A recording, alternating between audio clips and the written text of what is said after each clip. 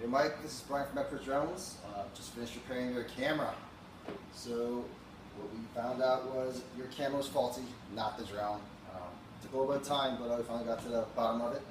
As you can see, the camera works perfectly again. Well, here's your old one.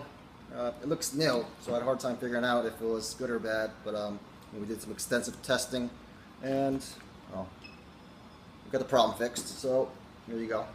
Safe to fly. And down and up. Everything's perfect. And just demonstrate. Let's put it in the air.